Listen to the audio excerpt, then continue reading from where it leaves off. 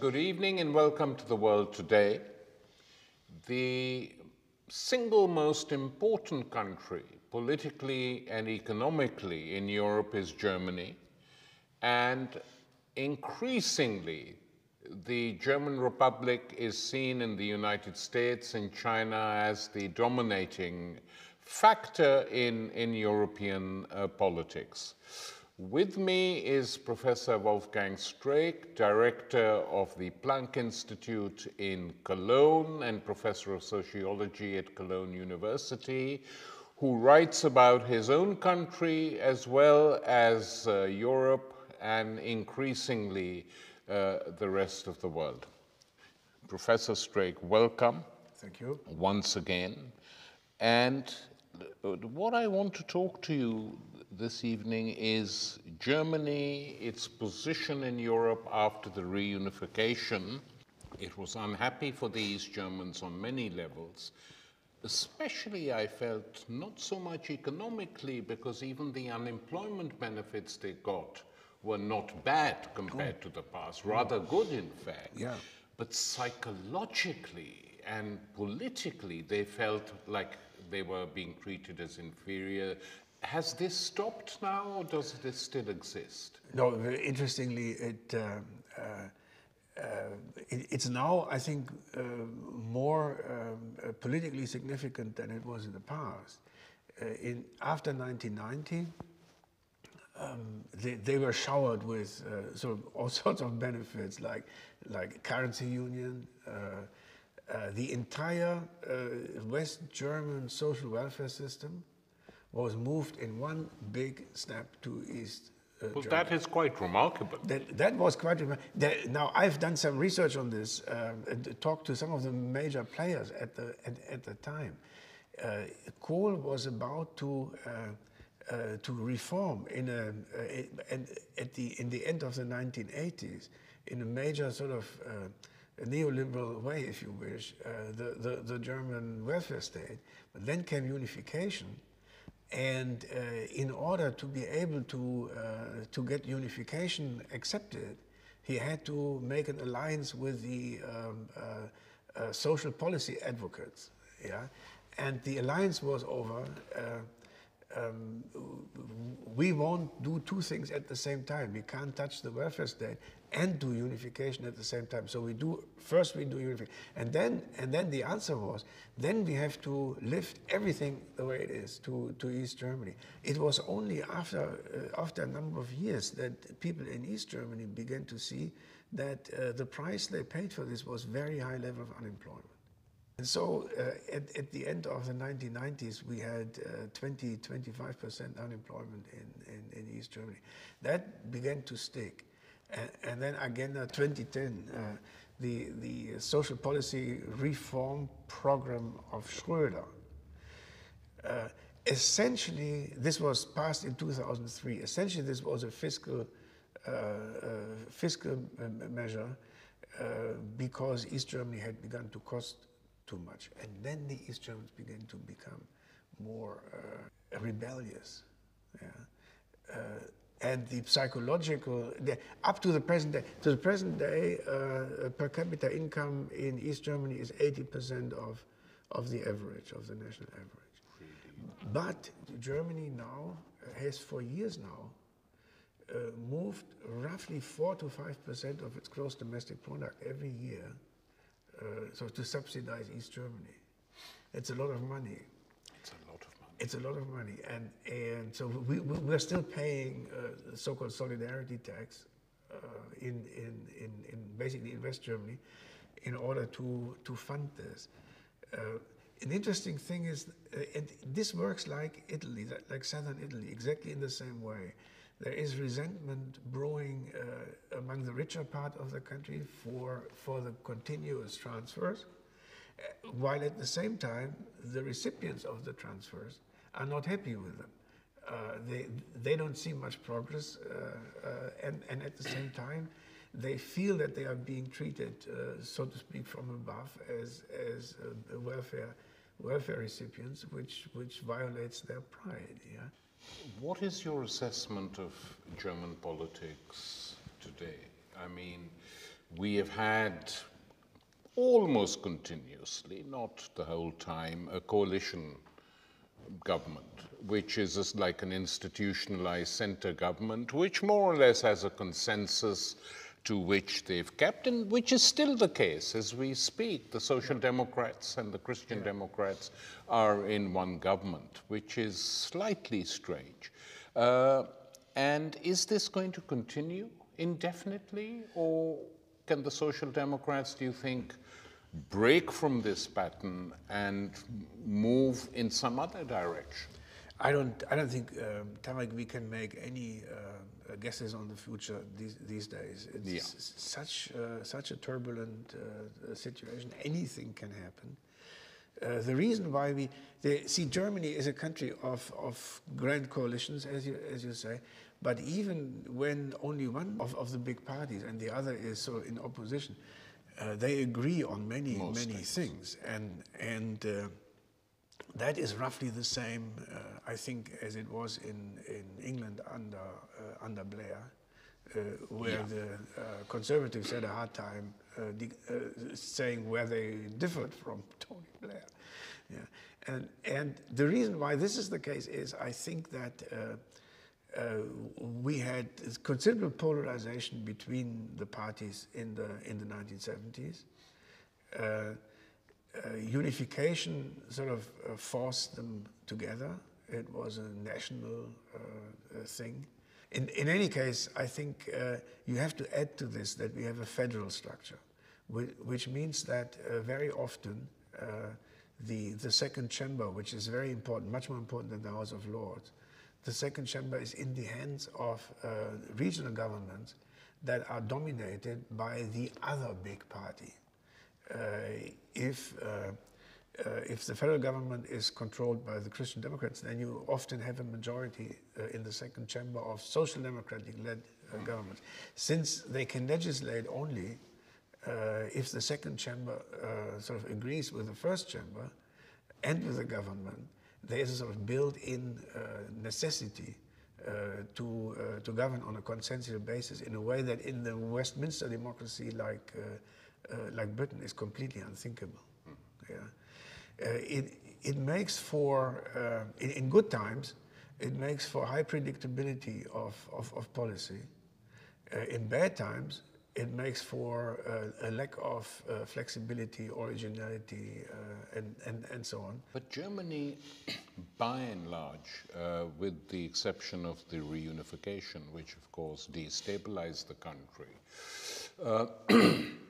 has been run quite smoothly by its ruling class, or whatever you want to call them, till now. Now, even before the crisis over the refugees, there was real unease. There was the rise, I mean, Die Linke is a coalition between left social democrats in West Germany and former communists in East Germany and maybe some new people. Okay, but we know these people. We know who they are. We know what their politics are. We know what their aims are. The growth of the right and the alternative so quickly and suddenly took everyone by surprise that we then wondered what the hell is going on in this country, that for so long they have appeared to be smooth and suddenly these rough edges are beginning to show.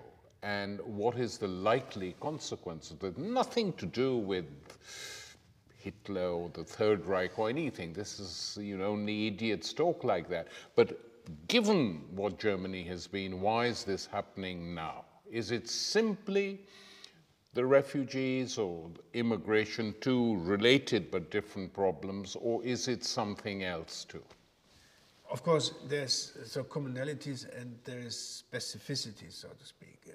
We have seen that in all the major Western democracies as a result of the opening up of these societies, the globalization process, free trade, and so on.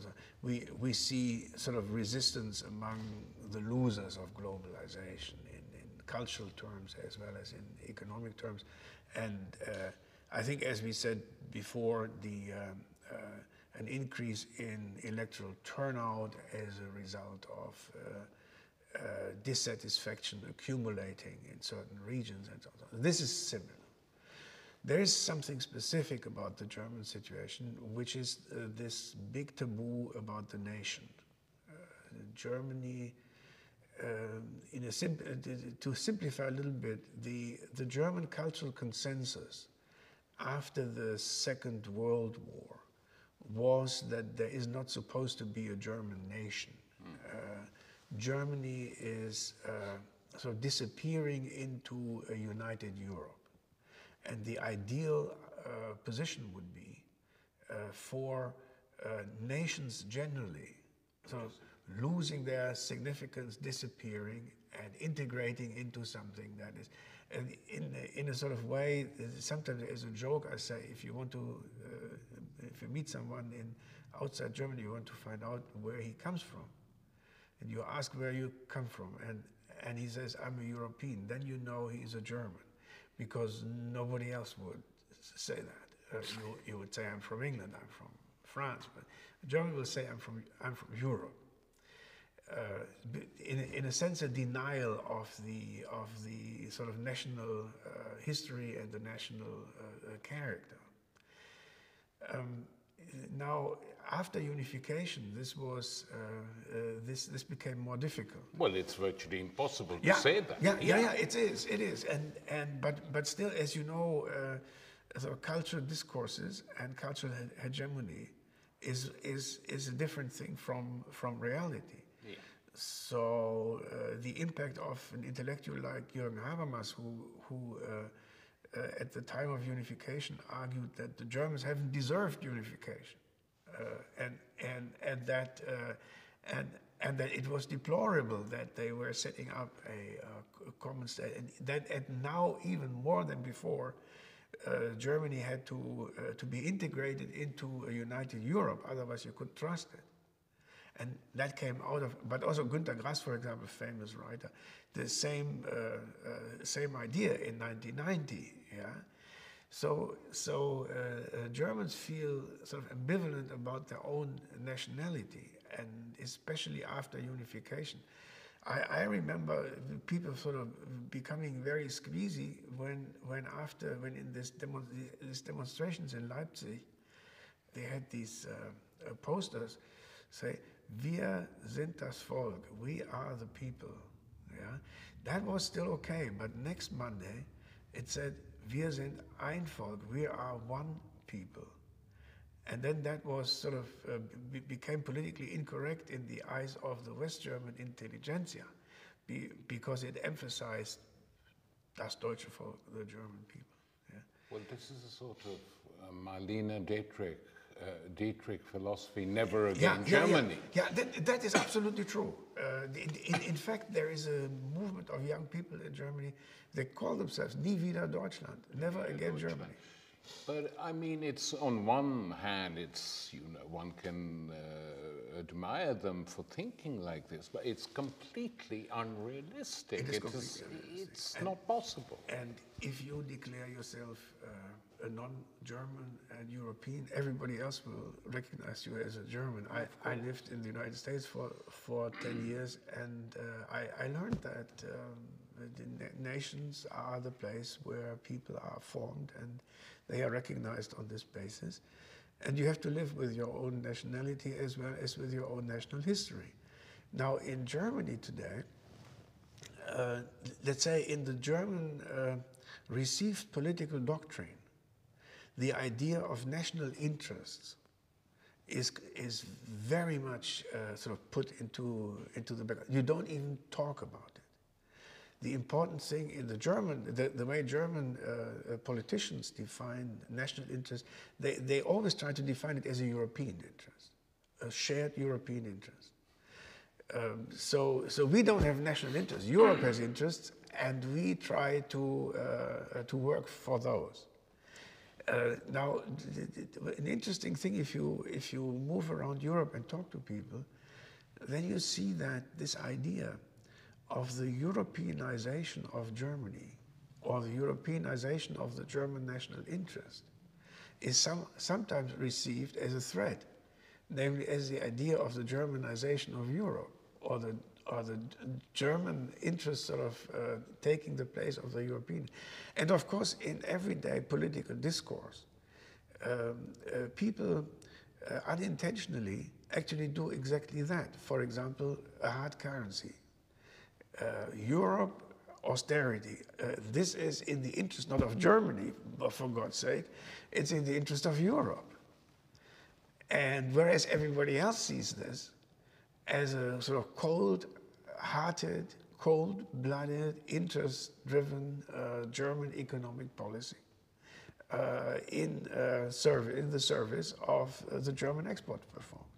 It's very hard to explain to Germans that others see this like this, because they think the economic recipes that they have for their own economy, since they work in their own economy, they must work for everybody else. And it's not the case. It's not the case, but then economists have an answer to this. They say it's not enough. The medicine has to be. You have to have more of the bitter medicine if it doesn't work. Yeah. When do you think this notion that the Germans have to keep themselves in the background and try and hide who they are is going to remain? I mean, it just defies history, it defies economics, politics today. And it's you know, helped by the fact that German foreign policy, except on Iraq and one or two things, which was very positive, that they didn't go to war, but is still very much dominated by Atlanticism. And so nothing can be done which is independent-minded, either for Europe or for Germany. Yeah, it would be a complete rethinking of German foreign policy orthodoxy. That would be required. Maybe Trump will force them to do so. But certain sort of, I've come to the conviction that certain sort of, you can say, geopolitical constants continue to be important. And Helmut Schmidt, I think, in a very bright moment, once he said that the problem of Germany, located in the center of Europe, is that we are too big to be loved and too small to be feared. Yeah. And that encapsulates something very important, which is the country is not like the United States in relation to South America. Yeah. We cannot govern the continent because we're too small. At the same time, unlike the Dutch or the Danes, we cannot be everybody's darling because for that we're too big. And German foreign policy will always have to sort of work in this niche between being too big and being too small, and will recognize these two things at the same time. But it's very interesting that it was, in fact, the Monroe Amendment and the insistence that South America was part of the North American or the United States sphere of influence, and they would not accept any interference by any other imperial power in their sphere of influence. And I mean, you know, it's people don't like this being said in polite society dinner parties, but that is what the aim of the Third Reich was, and Schmidt argued it very clearly. We don't want to we want to have the same sphere of influence in Europe that you have in America. One problem or one sort of motive behind German imperialism in the 1930s and 1940s was again this problem of size. We have an oversized manufacturing industry that depends on access to foreign markets. We also need to buy the raw materials for this in foreign markets. So the fear of the Germans in the 1920s, and in fact before the First World War, was that in particular the British Empire would cut them out of those markets which would be deadly for the German economy. Yeah? Now, the Nazis answered this question by inventing a doctrine of autarky. You have to militarily conquer, occupy, and then draw a boundary around it. And this would be extended Germany that had markets as well as raw material markets, which it would control autonomously on its own. Now, after the Second World War, that problem was, and you mentioned the long peace, that problem was solved in a number of ways, partly because Germany was cut in 3 or 4 pieces, partly because it had to be integrated into the Western ambit due to the Cold War. But the most important part was, I think, that unlike in the 1920s, a way was found to guarantee Germany access to foreign markets, both for its industrial products and for the provision of raw materials. And this was through the free trade zone of Europe. So it solved a problem that German imperialism had tried to solve, now in a way through international cooperation and the institutionalization of the West. Yeah? Now that was a tremendous historical progress. And that is so important for Germany, that the idea of international integration is a very fundamental to German foreign policy thinking. Yeah? This has to be defended. It has now taken the new form of the euro, where I think that the euro is something that needs to be deeply revised, because now, unlike in the 1950s, German integration into Europe is not Germany is becoming part of Europe, but it looks again like the Mediterranean countries and others are becoming the extended EU colonies. Yeah. And in that sense, you can understand in a sort of symbolic way why now in the Mediterranean they have memories of the Germans trying to conquer them. Nothing is further from the truth, but sort of symbolically, the idea, the feelings we're becoming dependent on the German behemoth. Yeah. And then I would again bring in Helmut Schmidt, and I would say we're too small to be feared, which means that we need to find a construction in which we don't govern, but rather cooperate. What I quoted from Helmut Schmidt basically means we are dependent on cooperation. It has to be cooperation because it cannot be imperialism. But at the same time, without cooperation, we're done. Yeah, and that's the sort of core problem.